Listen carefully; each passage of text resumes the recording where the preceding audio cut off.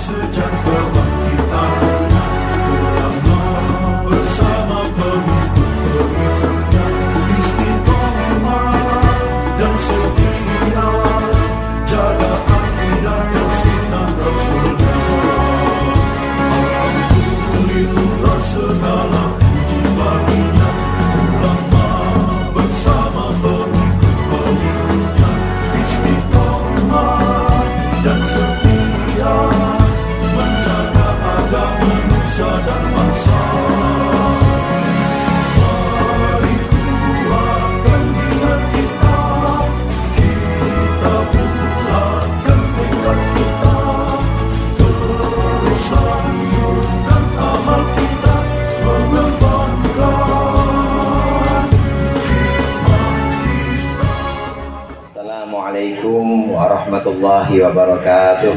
Waalaikumsalam warahmatullahi wabarakatuh. Wali bihal kitab wa jami masyayikhina wa hadratin. Al-Fatihah. Alhamdulillah rabbil alamin. Arrahmanir rahim. Maliki yaumiddin. Iyyaka na'budu wa iyyaka nasta'in. Shiratal mustaqim. Shiratal ladzina an'amta 'alaihim ghairil maghdubi 'alaihim waladdallin. Bismillahirrahmanirrahim. Alhamdulil muallimit tullabi wa musahhilil khairi liman yata'allamu. Thumma as-salatu wassalamu 'alan nabi wa alihi wa sahbihi jayu'dhamu. Ya Rabbana kaffir 'anna dhunubana wa walidina wa liman huwa muslimu. Nad'uka Allahumma ilman nafi'a min yawmina ilal hisabi. Qumu amin amin amin wa ya fattahu. Amin amin amin wa ya alimu. Alhamdulillah, alhamdulillahilladzi faqaha man arada lahul khaira fid din wa hadahu sabilal muhtadin. Wassalatu wassalamu ala sayyidina Muhammadin sayyidil mursalin wa imamil muttaqin wa ala alihi wa ashabihi ajma'in. Amma ba'd, fa inna ahsanal hadithi kitabullah wa khairul hadi hadi Muhammadin sallallahu alaihi wasallam wa syarrul umuri muhdatsatuha wa kullu muhdatsatin bid'ah wa kullu bid'atin dhalalah. Segenap ibu-ibu hajjah, para ustazah, jamaah Majlis Taklim Rabu sore yang dimuliakan oleh Allah. Alhamdulillah pada sore hari ini kita kumpul kembali untuk melanjutkan pengajian rutin kita. Mudah-mudahan apa yang akan kita bahas menjadi ilmu yang bermanfaat dunia akhirat. Amin ya rabbal alamin. Masih membahas tentang fardu-fardunya sholat atau rukun-rukunnya sholat, di mana sholat kita kalau tidak memenuhi fardu-fardu ini, kurang saja satu, maka sholat kita tidak sah, batal hukumnya. Kemarin sudah sampai fardu sholat yang ke-12, yaitu tumakninah di dalam duduk di antara dua sujud.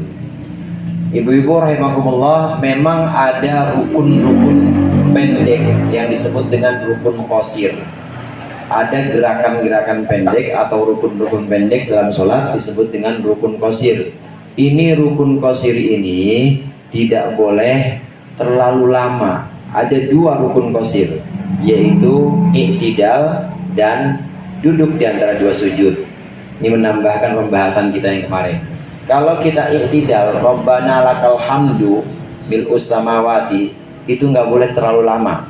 Begitu juga saat kita duduk di antara dua sujud, itu juga nggak boleh terlalu lama. Ukuran lamanya itu bagaimana? Kalau untuk i'tidal, ukuran lamanya melebihi bacaan Fatihah. I'tidal sih panjang banget, jadi kira-kira bacaan Fatihah ditambah surat, maka batal sholat kita.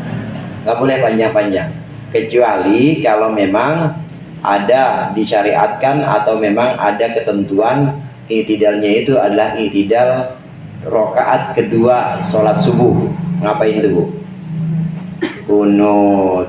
Atau i'tidal rokaat terakhir sholat witir saat separuh kedua bulan Ramadan, itu juga sama, kunut. Boleh panjang.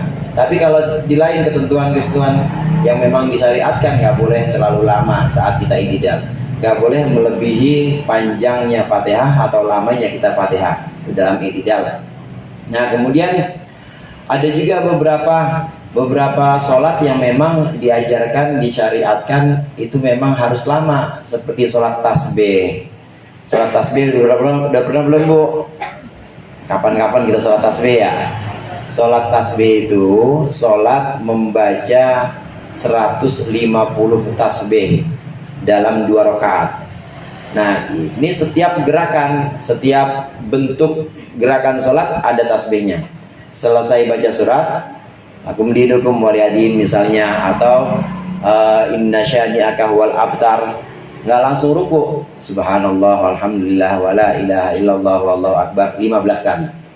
Nanti ruku subhana rabbiyal azim wa bihamdihi 3 kali, tambah lagi subhanallah walhamdulillah wala ilaha illallah wallahu akbar 10 kali.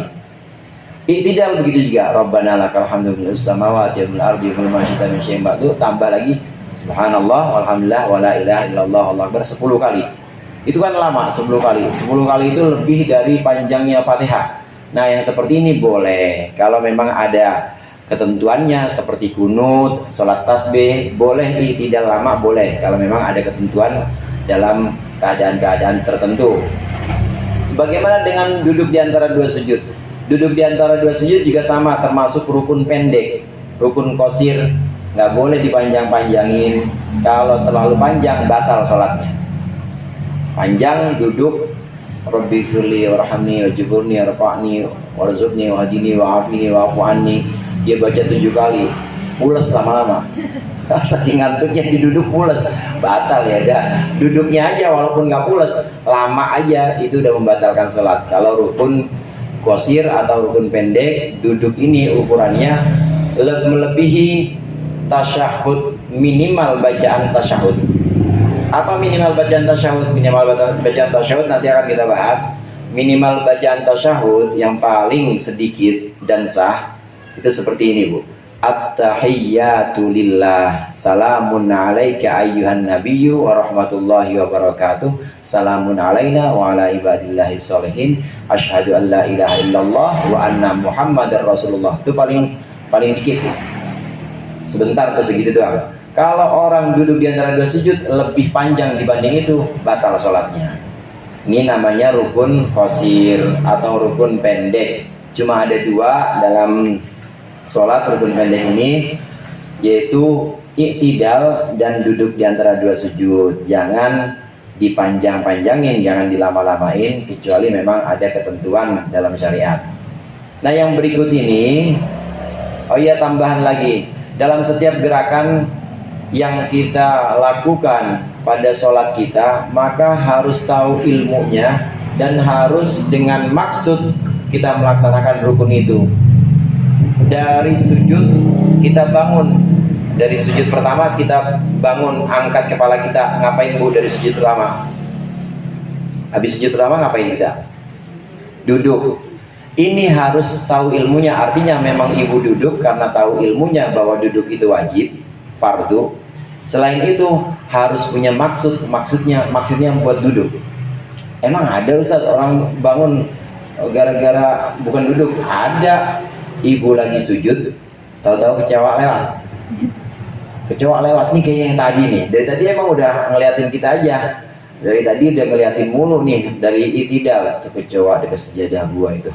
Nah, begitu kita sujud, ya bener deketin. Nah, itu spontan ibu bangun. Ibu bangunnya karena kaget. Nah, begitu sampai di sini, sekalian bangun aja, nggak boleh. Sekalian bangun aja nggak boleh. Contoh begini Bu, kan ibu lagi sujud, udah ketahuan ini kaget. Lagi sujud begini kaget. Bener lagi coba. Coba aja gitu. Coba sekalian padahal bangunnya ibu tadi bukan karena pengen duduk, tapi karena apa? Kecoa, maka nggak boleh. Kudu ulang dulu. Kecoanya gusahin atau kita pindah, baru ulang lagi, baru niat. Artinya niat di sini, baru dalam hati duduk. Artinya untuk menyatakan bahwa duduk yang barusan itu memang duduk yang bukan bukan maksud hati kita buat duduk, tapi maksud hati kita jauhin kecoa. Nah, semua gerakan dalam sholat harus tahu ilmunya dan juga harus dengan maksud melaksanakan rukun. Pernah saya contohkan mungkin dulu dalam Safinah, orang yang turun ruku atau turun sujud gara-gara pengen matiin HP, itu nggak sah.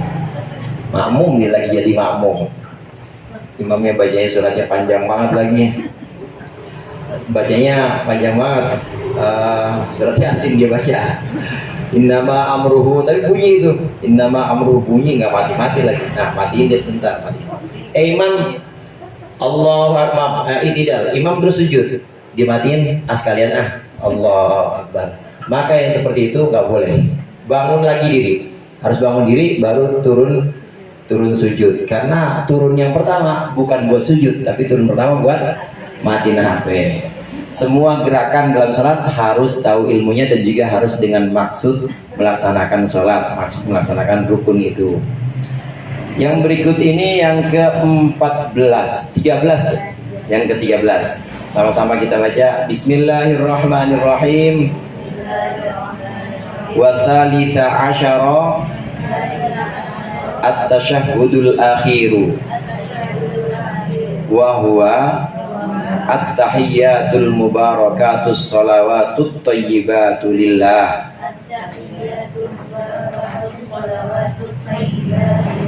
Ilal akhir.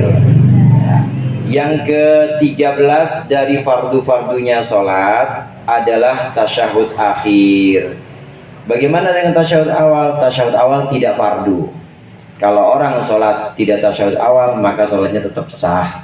Tapi harus dianjurkan menggantinya dengan sujud, namanya sujud sahwi. Tasyahud awal itu bukan rukun atau bukan fardu.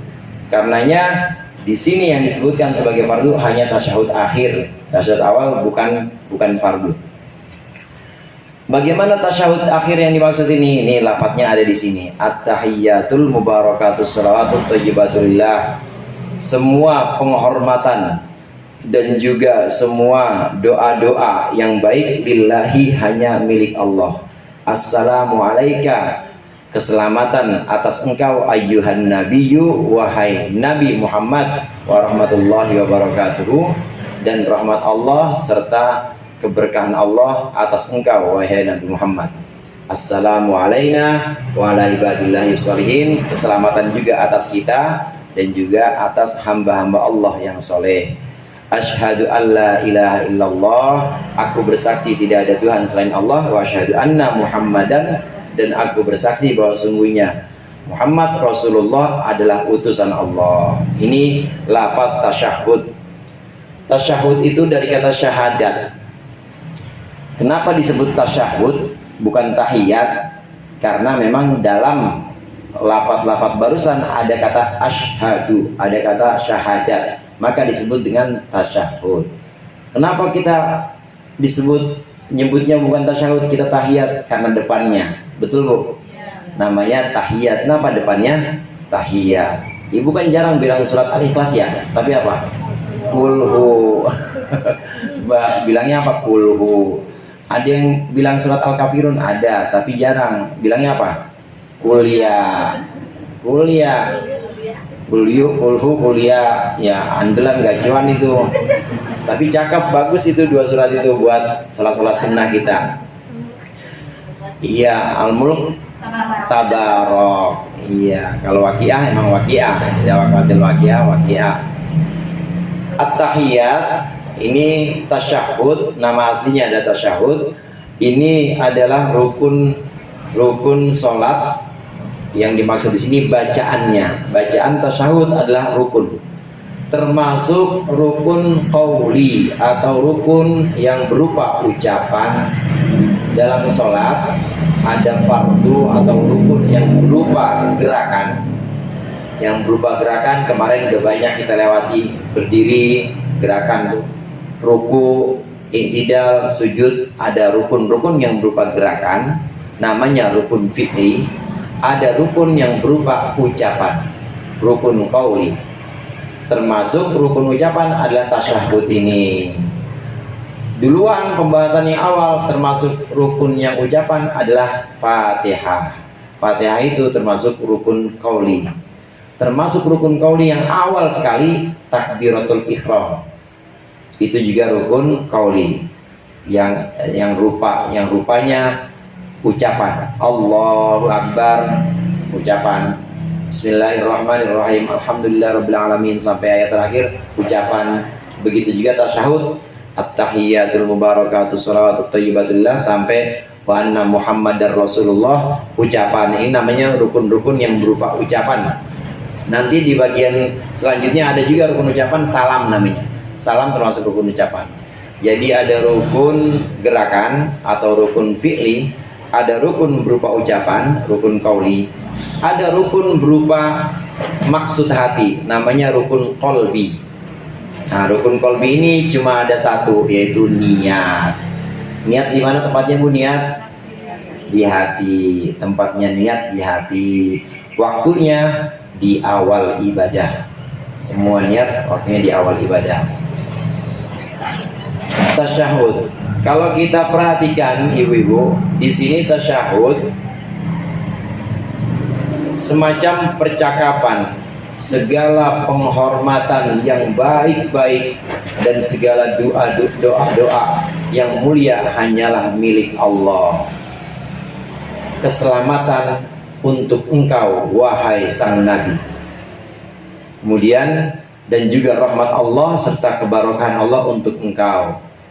Keselamatan untuk kita, untuk kami dan juga untuk hamba-hamba Allah yang soleh. Ini adalah percakapan, seolah-olah ini percakapan. Nabi mengucapkan ini, mengajarkan ini kepada kita. Kalau kita yang mengucapkan ya wajar aja karena kita diajarkan Nabi. Tapi Nabi mengucapkan ini, keselamatan untuk engkau wahai sang Nabi. Maksudnya siapa? Ya Nabi sendiri. Kenapa ini diucapkan? Karena ini ada asal usulnya. Ada yang ingat Bu apa asal usulnya? Tasyahud, Bu? Pernah dulu Isra Mi'raj dulu waktu kita masih kelas TKB. Sekarang udah kelas 1 kan ya. Dulu tahun lalu pernah saya bahas Isra Mi'raj. Begitu sampai di langit ke-7, malaikat Jibril berhenti di situ. Malaikat Jibril bilang, "Ya Muhammad, cukup saya di sini. Saya tidak bisa menemani engkau sampai di sana." Kata Nabi Muhammad, "Ya Jibril, jangan tinggalkan aku sendirian. Jangan tinggalkan aku sendirian.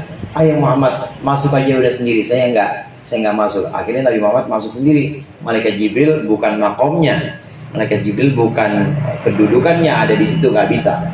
Karena yang Allah inginkan cuma Nabi kita, Nabi Muhammad SAW. Allah nggak pengen yang lain.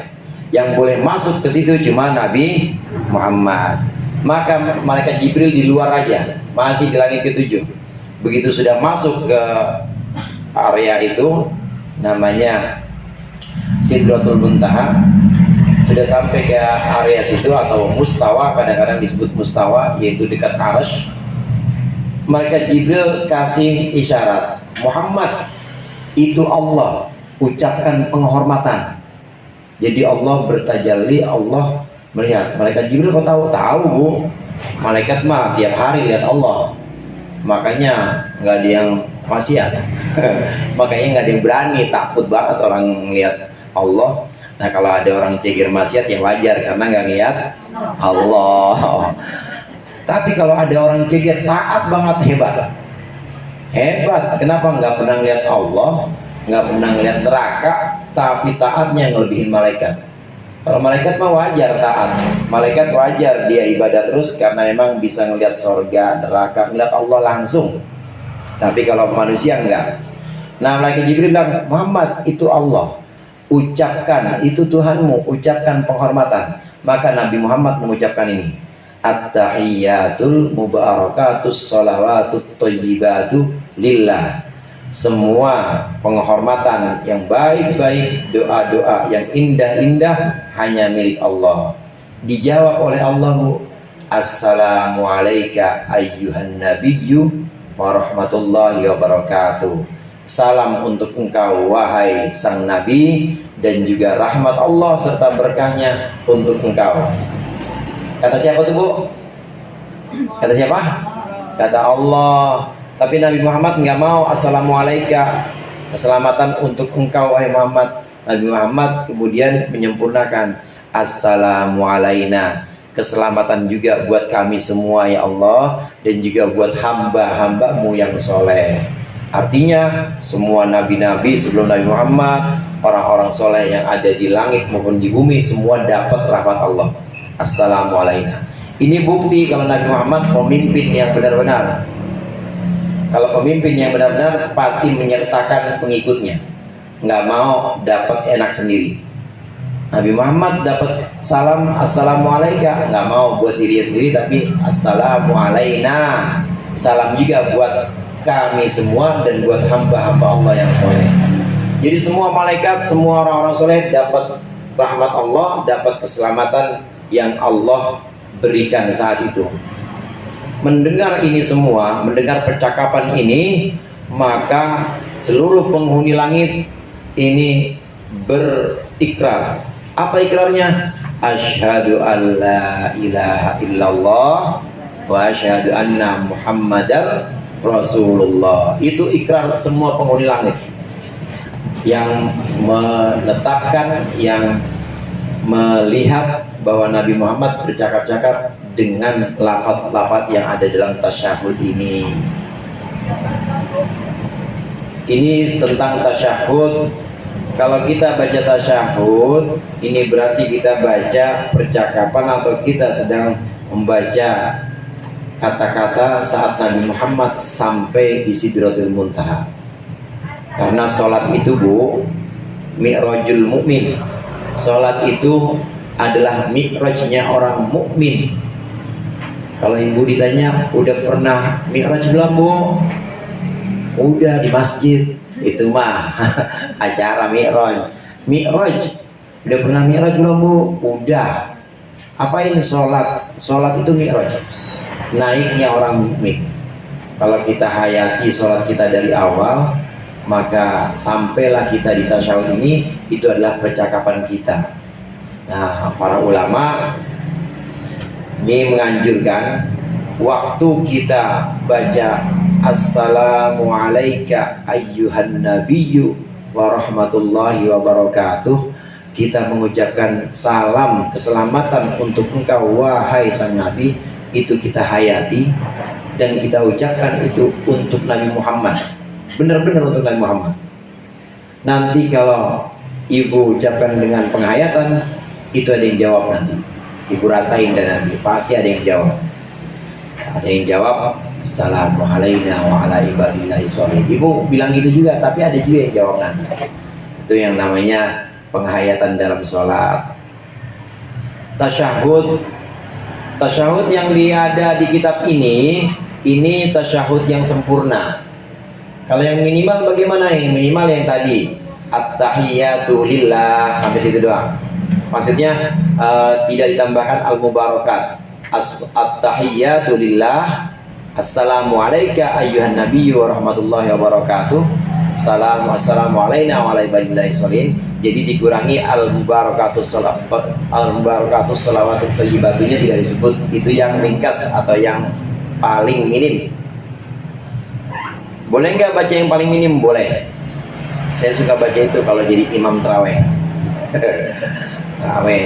Taraweh saya ekspres Bu, cepat. Kalau baca yang singkat-singkat boleh, yang penting sesuai dengan batas minimal. Tambahan sedikit di sini, tasyahud termasuk rukun apa tadi Bu? Rukun qauli. Sebagaimana rukun qauli yang lain harus dijaga makhrajnya, terlebih juga dijaga tasdidnya. Fatihah harus dijaga tasdidnya, nggak boleh sembarangan. Bismillahirrahmanirrahim, alhamdulillahirabbil alamin, arrahmanirrahim, ya nggak ada tasdidnya, nggak boleh. Tasdidnya harus dijaga. Kenapa tasdid harus dijaga? Karena tasdid itu kan huruf double Bu, betul nggak? Tasdid itu huruf double. Kalau ibu tidak jaga tasdidnya berarti ngurangin huruf. Bismillahirrahmanirrahim. Alhamdulillahirabbil alamin. Rabbil alamin harusnya dia robil. Jadi banyak kurang satu nggak tuh? Kurang. Ar-Rahmanir Rahim. Rohnya tasdid. Kalau dia baca Ar-Rahmanir Rahim berarti kurang nggak tuh? Kurang. Maliki Yaumiddin. Dalnya tasdid. Kalau dia kurang, kalau dia tidak tasdidkan maka kurang hurufnya. Maka tasdid dalam Fatihah harus dijaga. Begitu juga dalam tasyahud, tasdid harus dijaga. Coba ikuti saya, Bu. Bismillahirrahmanirrahim. Nih, at-tahiyyatul mubarakatus sholawatut thayyibatu lillah. Harusnya nggak boleh diputus-putus karena itu nyambung seperti ini. At-tahiyyatul mubarakatus sholawatut thayyibatu lillah. Sama-sama. At-tahiyyatul mubarakatus sholawatut thayyibatu lillah. Assalamu alayka ayyuhan nabiyyu wa rahmatullahi wa barakatuh. Assalamu alayna wa ala ibadillahis salihin. Ashhadu an la ilaha illallah wa ashhadu anna Muhammadar Rasulullah. Iya, sampai di situ yang namanya tasyahud. Allahumma sholli ala sayyidina Muhammad, rukun yang lain itu sudah fardu yang lain. Tasyahud cuma sampai syahadat Rasul, sampai Muhammadar Rasulullah. Kalau ada orang baca seperti ini, Bu, tulisan wa asyhadu anna Muhammadan, itu kan asalnya tulisannya Muhammadan. Ibu lihat di kitab Muhammadan, dalnya fataten, betul Bu ya? Iya, dalnya fataten. Wa asyhadu anna Muhammadan. Tapi cara bacanya karena ada tanwin bertemu dengan ro, namanya idgham bila gunnah, maka harus wa anna Muhammadar. Jadi ro-nya double nggak? Double. Kalau ada orang baca wa asyhadu anna Muhammadan Rasulullah, berarti ngurangin satu huruf ro. Kalau dia lakukan ini sengaja dan dia tahu keharamannya, maka harus diulang. Nggak boleh wa asyhadu anna Muhammadar, nggak boleh wa asyhadu anna Muhammadan, harus wa asyhadu anna Muhammadar Rasulullah. Nah, singkatnya untuk tasyahud ini tidak boleh mengurangi huruf, artinya tasdidnya harus dijaga betul-betul, makhrajnya juga harus dijaga. Ada juga yang singkat, asyhadu an la ilaha illallah wa anna Muhammadar Rasulullah, boleh. Nggak mengulangi lafaz asyhadu boleh. Asyhadu an la ilaha illallah wa anna Muhammadar Rasulullah boleh. Kalau yang singkat-singkat, kalau ibu mau sholat cepat ekspres, boleh. Boleh pakai yang singkat-singkat. Kemudian warabi'ah asyara, yang ke-14, al-qu'udu fihi, duduk dalam tasyahud atau pada saat tasyahud. Rukun atau fardu sholat yang ke-14, duduk dalam pelaksanaan tasyahud. Jadi tasyahudnya bacaan tadi wajib nggak, Bu?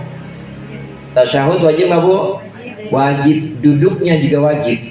Duduknya juga rukun. Emang ada Ustaz orang tasyahud nggak duduk? Ya ada aja. Namanya orang iseng. Dia tasyahud begini, subhana rabbiyal azim wa bihamdi. Maaf, sujud subhana rabbiyal a'la wa bihamdi 3 kali. Gua tasyahudnya sambil sujud aja. Dia tasyahud sambil sujud. At-tahiyyatul mubarakatuh sampai Allahumma sholli ala sayyidina Muhammad, dia langsung duduk sebentar langsung salam. Bangun dari sujud langsung salam. Berarti dia melaksanakan tasyahud, bacaan tasyahud tadi sambil sujud.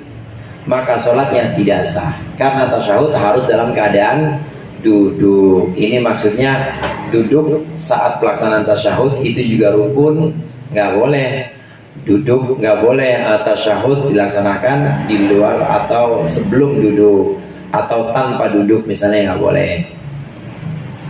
Ini untuk sholat-sholat normal. Kalau ibu sholatnya sholat berbaring, ya nggak disyaratkan duduk. Wasadisa asyara, dan yang ke 16 5 ya belum. Wal khamisa asyara, yang ke-15 as-sholatu ala nabi, sholat maksudnya sholawat atas Nabi Muhammad SAW fit tasyahudil akhir, dalam tasyahud yang pertama. Maaf, dalam tasyahud terakhir. Yang ke-13, yang ke-15 rukunnya sholat itu adalah membaca sholawat untuk Nabi Muhammad di tasyahud akhir. Bagaimana sholawat di tasyahud awal? Sholawat di tasyahud awal ini sunnah. Sunnahnya sunnah abad, sama seperti kunut. Kalau kita lupa asyhadu an la ilaha illallah wa asyhadu anna muhammadar rasulullah, Allahu akbar, langsung bangun, dah lupa tadi ya belum sholawat, maka dianjurkan ditambal dengan sujud sahwi. Kalau lupa sholawat di sujud, kalau lupa sholawat di tasyahud pertama. Tapi kalau lupa sholawat di tasyahud akhir, bukannya ditambal, batal sholatnya.